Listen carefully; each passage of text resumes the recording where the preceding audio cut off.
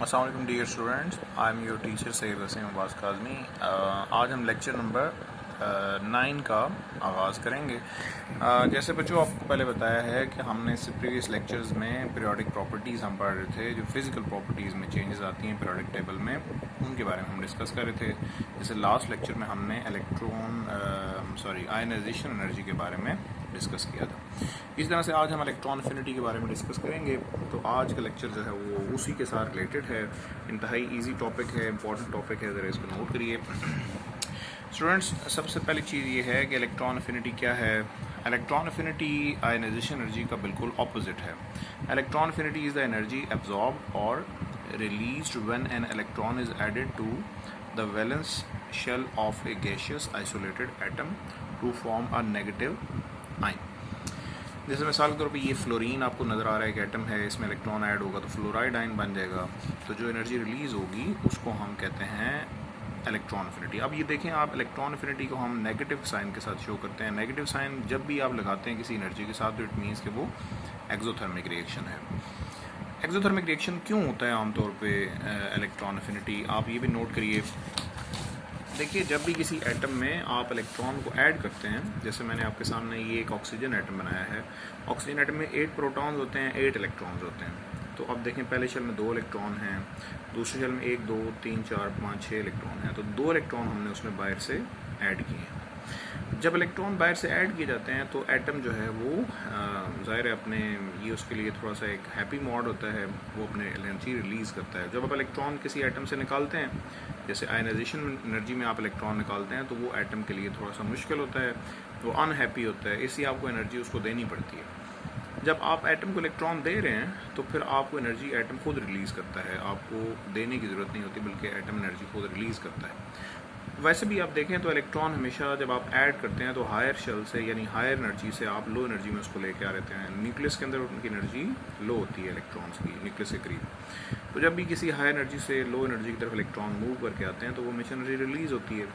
और जब आप इलेक्ट्रॉन आयनाइजेशन एनर्जी में इलेक्ट्रॉन आउटर मोस्ट शेल से बाहर लेके जाते हैं तो लो एनर्जी से चूँकि इलेक्ट्रॉन हाई एनर्जी की तरफ जा रहे होते हैं, दैट्स वाई एनर्जी आपको उनको देनी होती है। तो ये बेटा इस तरह से आपको थोड़ा सा एक्सप्लेन करना था। देन आते हैं दोबारा अपने टॉपिक की तरफ। इलेक्ट्रॉन एफिनिटी जो है वो एनर्जी रिलीज है when electron is added to the absorb, when energy released when electronegative elements absorb first electrons। यानी जब पहला इलेक्ट्रॉन वो जो एब्जॉर्ब करते हैं तो इलेक्ट्रोनेगेटिव एटम्स, तो वो एनर्जी जो रिलीज़ होती है उसको इलेक्ट्रॉन एफिनिटी कहते हैं। जैसे ये हैलोजेंस की एग्जांपल हमने दी है। लेकिन कई दफ़ा कुछ एटम्स में एक से ज़्यादा इलेक्ट्रॉन एब्जॉर्ब करने की एबिलिटीज़ भी होती हैं। उस केस में जो है वो इलेक्ट्रॉन्स की 2 तरह की इलेक्ट्रॉन एफिनिटीज़ वैल्यूज़ आपको मिलती हैं। पहली जो इलेक्ट्रॉन एफिनिटी की वैल्यू है वो आपको मिलती है नेगेटिव और दूसरी पॉजिटिव। फॉर एग्जांपल जैसे ये ऑक्सीजन एटम है, ऑक्सीजन में जब आप एक इलेक्ट्रॉन ऐड करते हैं तो ये यूनी नेगेटिव आयन बनता है।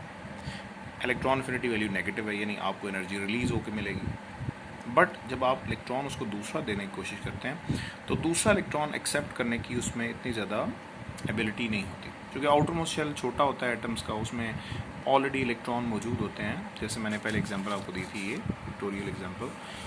यहाँ पे देखिए कि आपने एक इलेक्ट्रॉन ऐड कर दिया ऑक्सीजन एटम में, दूसरा इलेक्ट्रॉन जब आप ऐड करेंगे तो जो इसमें ऑलरेडी इलेक्ट्रॉन मौजूद हैं वो इसको रिपेल करने की कोशिश शुरू कर देंगे, जिसकी वजह से क्या होगा कि ये जो इनकमिंग इलेक्ट्रॉन है इसके रिपल्शन का सामना करना पड़ेगा, जिसकी वजह से इसको ऐड करने के लिए आपको एनर्जी देनी पड़ेगी।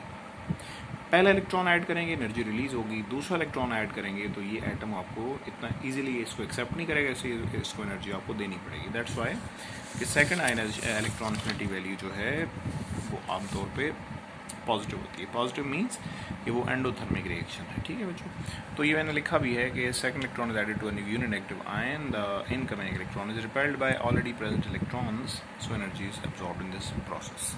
ठीक है, अच्छा अब आते हैं फैक्टर्स कौन कौन से जिस पे ये डिपेंड करती है। On following factors electron affinity depends: size of the atom, nuclear charge, vacancies in the valence shell.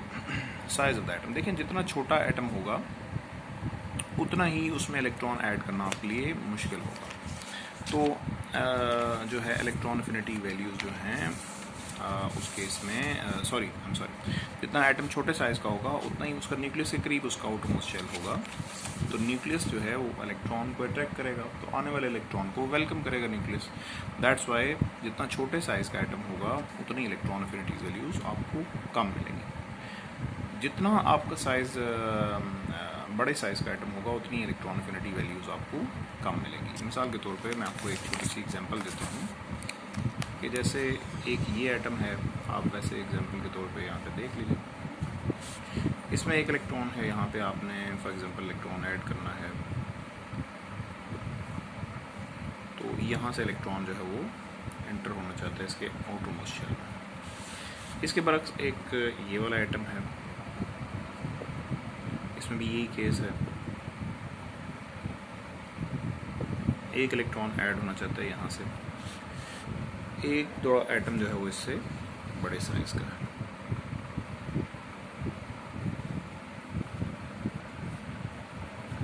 इसमें भी इलेक्ट्रॉन बाहर से आना चाहता है। अब इन सारे एटम में फ़र्क ये है कि यहाँ पे छोटे एटम में न्यूक्लियस यहाँ पे करीब है, ये दूर होता जा रहा है, और ये जो न्यूक्लियस है ये बहुत ज़्यादा दूर हो गया। तो न्यूक्लियस ही ने असल में इलेक्ट्रॉन को अपनी तरफ अट्रैक्ट करना होता है। जितना न्यूक्लियस दूर होगा उतना ही इलेक्ट्रॉन मुश्किल से उसकी तरफ आएगा। ये जो एटम है ये इलेक्ट्रॉन न्यूक्लियस जो करीब है, इसलिए इस आने वाले इलेक्ट्रॉन को ये जल्दी अपने अंदर एब्जॉर्ब कर लेगा, इसलिए इलेक्ट्रॉन अफिनिटी वैल्यू इसमें हाई होगी, इसमें लो होगी, क्योंकि इसमें न्यूक्लियस इलेक्ट्रॉन्स का आउटरमोस्ट शेल से दूर है।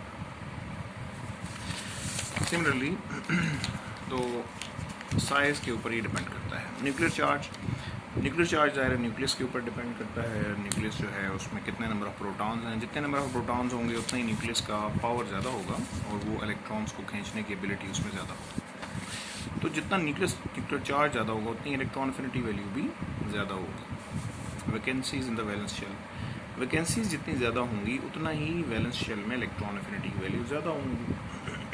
कि भाई जितना अब एक एटम के पास अगर वैकेंसीज 2 हैं और एक एटम में वैकेंसी है क्या आउटरमोस्ट शेल में, तो जिसके अंदर वैकेंसी 2 हैं उसके ज़ाहिर है इलेक्ट्रॉन अफिनिटीज वैल्यू ज़्यादा होंगी।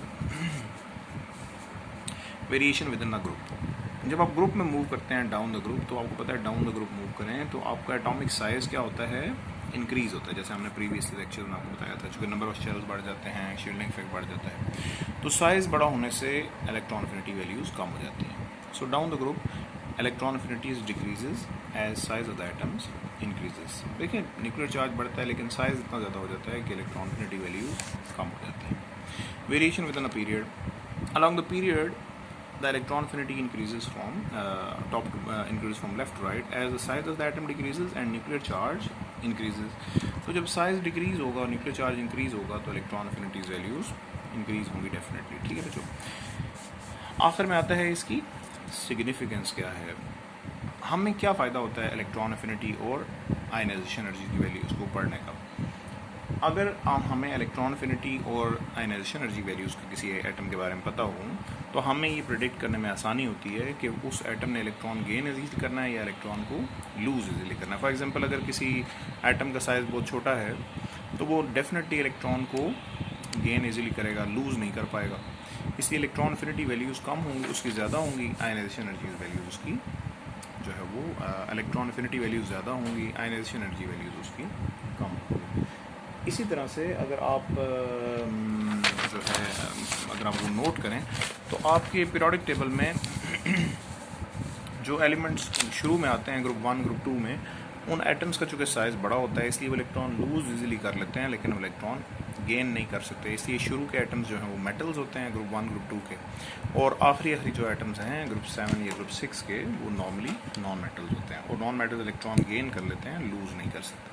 ठीक है बच्चों, तो इससे आगे हम नेक्स्ट लेक्चर में फिर मेटेलिक करैक्टर और नॉन मेटेलिक करैक्टर के बारे में आप बच्चों को समझाएंगे। होपफुली आपको ये जो सारी बातें समझ आ गई होंगी। कोई मसला हो तो आप व्हाट्सएप ग्रुप में हमसे पूछ सकते हैं। Thank you very much. अल्लाह हाफ़िज़।